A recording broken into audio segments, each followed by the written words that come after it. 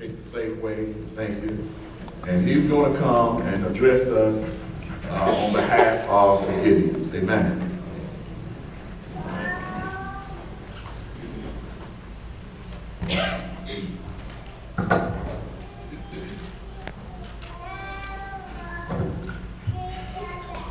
You shouldn't smoke the Bible.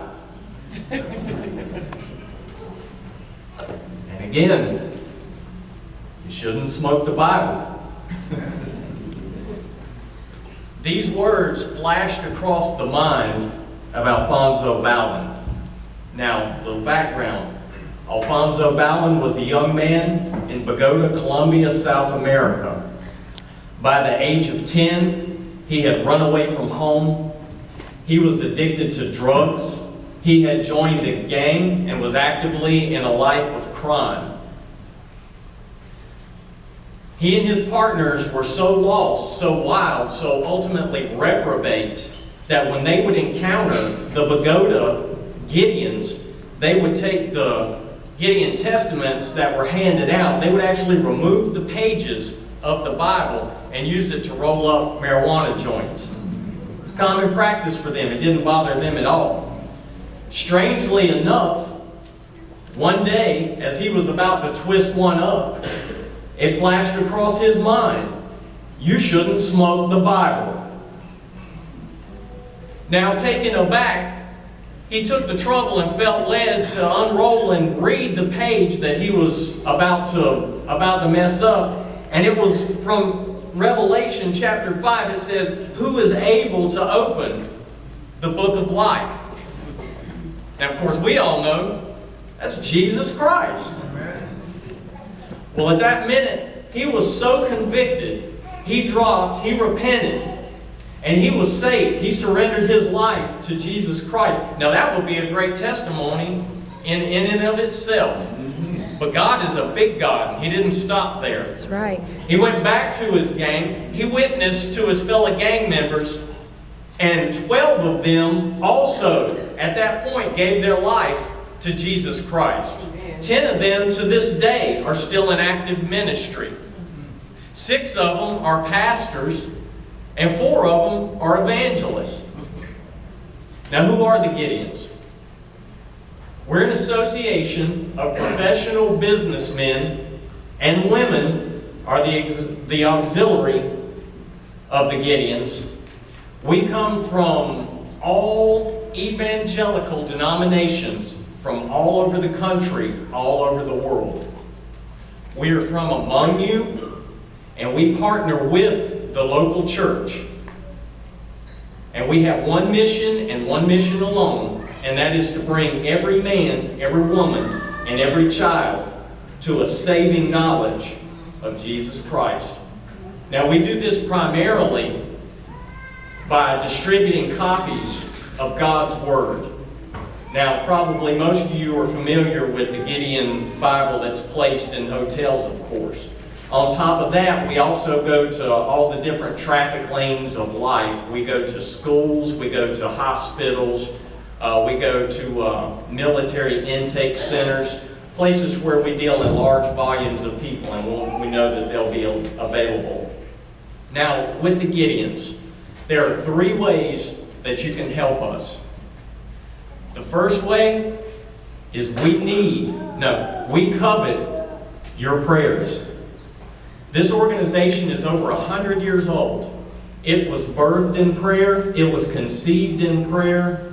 It gets its energy and lifeblood from prayer. Any given Saturday morning, all over this county, state, country, even the world, there are Gideons, thousands on their knees praying for the lost, praying that the ministry can continue. But we need your prayers. There are still countries that we can't get into. We're not allowed into. We're shut out of. Short of the supernatural, we may never gain entrance. We need your prayers. Maybe it is that it would be on your heart corporately to remember us in your prayers as a church body, that we can continue with our message for the gospel. The second way you can help us, we need donations. Now, I know right now times are very tough. In fact, as long as I can think back, times have always kind of been tough. One of these testaments cost $1.30, and we give them away 24/7 at the rate of 2 per second.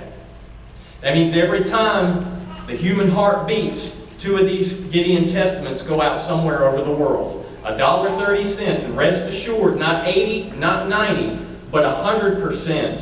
100% of your contribution goes solely to the printing and distribution of a copy of God's Word. Even in tough times, when you talk about bang for the buck, at $1.30, a full-size Bible costs $5. And it has a lifespan, on average, of 6 years in a doctor's office or a hotel room. At that point, it can reach as many as 2,300 people for $5. 2,300 people reach for $5. And here's the cool thing. There's the big thrust to go green. Gideons are already there. Once these Bibles are recollected during our hotel distributions, they are reconditioned, again, by us on our dime, and then they are redistributed in jails, prisons, and other penal institutions all over the country, all over the world. The third way you can help us is maybe there are those of you who would consider joining us. If that's the case, consult your pastor. Perhaps it is you have a call on your heart to seek the lost. Perhaps it is you feel a pull or a draw to share the word of the gospel. Perhaps it is you don't necessarily like the course you see things going in, and you'd like to change that. All the world needs Jesus. And here's the thing, as many, even at the rate of 2 per second, over half the world has not received the good news of the gospel. See, I know in this country it seems like such a small thing, a Bible, because in most of our homes we have several copies of God's Word sitting on our shelves. But we've actually encountered in third world nations distributions we do in Africa, distributions we do in New Guinea, distributions we do in South America. You can find a small village where there's one church within 20 miles, and they'll actually be teaching, and have been teaching for years, with a half of one of these Gideon testaments that we hand out. They can direct you 25 miles down the road, down a dirt road through the bush, and there's a pastor at a sister church, and he's been conducting his church for years on the other half of $1.30 Gideon Testament. I'd like to thank you guys for listening to my presentation. Lastly, one way you can help us is at the front of your congregation, at the front of your sanctuary, there's a Gideon tribute card. There are holiday and occasion cards, birthdays, thank you, sympathy cards, or even just a card to let someone know that you're thinking about them. It's a great way to celebrate or support somebody, and again, all proceeds go to the printing and distribution. Very good cause.